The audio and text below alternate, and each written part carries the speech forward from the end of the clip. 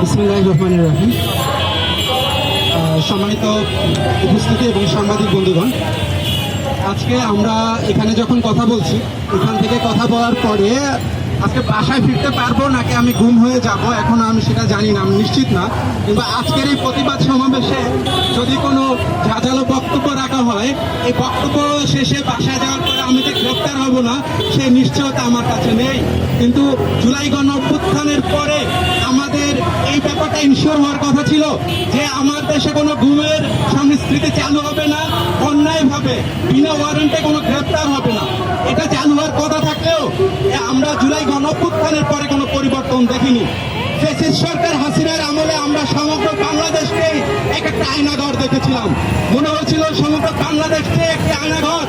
কিন্তু এই সরকারের আমলের সেই আয়নাঘরটা কোথায় আমরা জানি না। এই আয়নাঘর তো আমরা হাওয়া ভবনে দেখেছিলাম, হাওয়া ভবনের পরে আবার কোন নতুন হাওয়া ভবন তৈরি হয়েছে কিনা, আবার নতুন কোথাও আয়নাঘর তৈরি হয়েছে কিনা, এই সরকারকে তার জবাব দিতে হবে।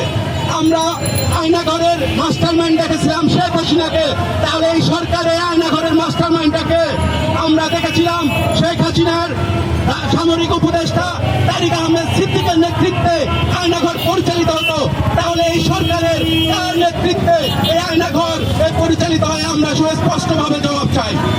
সম্মানিত উপস্থিতি, মিরাজ শেখের যে ঘটনায় আমরা যদি একটু ফিরে আসি, মিরাজ শেখের সন্ধানের দাবিতে তার পরিবার সেখানের কোস্টগার্ডের এলাকার যে স্টেশন আছে হরবাড়ি স্টেশন, সেখানে তার খোঁজের দাবিতে যায়।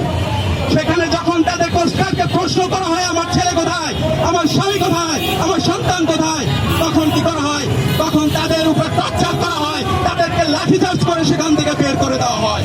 যখন আমার সন্তান হারিয়ে যায়, তখন আমার জবাব যদি যেতে হয়, তখন আমাকে যদি লাঠিচার্জ করা হয়, এর চেয়ে নির্মম আর কোনো ঘটনা হতে পারে না।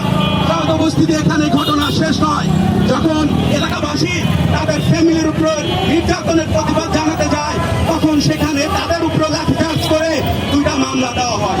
এবং মিরাজ শেখের যে পরিবার আছে, মিরাজ শেখের বোন, মিরাজ শেখের স্ত্রী এবং মিরাজ শেখের মাকে সেই 11 জুন হরবাড়ি স্টেশন থেকে গ্রেপ্তার করা হয় এবং 27 দিন তাদেরকে জেলে বন্দি থাকতে হয়।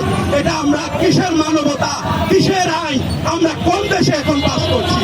সম্মানিত উপস্থিতি, আমাদের স্বরাষ্ট্রমন্ত্রী উনি সব বিষয়ে নাক গলায়, উনি সব মন্ত্রিত্ব দেখে, উনি সব কিছু চালাইতে চায় একলা, উনি রাজনীতির শিক্ষক হইতে চায়, কিন্তু নিজের দপ্তরটা ঠিক মতো দেখতে পারে না। বাংলাদেশের ইতিহাসে সবচেয়ে যদি কোনো ব্যর্থ স্বরাষ্ট্রমন্ত্রীর তালিকা করা হয়, তাহলে এই সালাউদ্দিন তাদের অন্যতম একজন হয়ে থাকবে। সম্মানিত উপস্থিতি, আমার বক্তব্য দীর্ঘ করব না। আমার ভাই 140 দিন ধরে নিখোঁজ। আমি আমার ভাইয়ের খোঁজ চাই। বাংলাদেশের মানুষদের, সাধারণ জনগণকে আমি এক কথা বলতে চাই, কোন ফ্যাসিস্ট একদিনে তৈরি হয় না। আমরা ফ্যাসিস্ট তৈরি করি, আমরা কোন ফ্যাসিস্টের বাংলাদেশে হতে দিব না। সমস্ত উপস্থিতি, আমি আপনাদেরকে এবং দেশের জনগণকে উদাত্ত আহ্বান করছি, সরকার, এই সরকারের প্রতি আমাদের কোনো মাত্র শত্রুতা নেই। আমরা আমাদের শহীদদের প্রতি আমাদের কমিটমেন্ট ছিল, আমরা বাংলাদেশে কাউকে নতুন করে ফ্যাসিস্ট হতে দিব না। এটা ছিল আমাদের কমিটমেন্ট। যদি এই সরকার ফ্যাসিস্ট হতে চায়, এই সরকার যদি গুমের সংস্কৃতি চালু করতে চায়, যদি আমাদেরকে আমাদের অত্যাচার করে, তারপর আমরা সত্য বলবো, মানুষের কথা বলবো, জনগণের কথা বলবো। এই উদ্যোক্তা আহ্বান রেখে সবাইকে ধন্যবাদ জানিয়ে আমি আমার বক্তব্য শেষ করছি। আল্লাহ হাফেজ। সম্মানিত উপস্থিতি।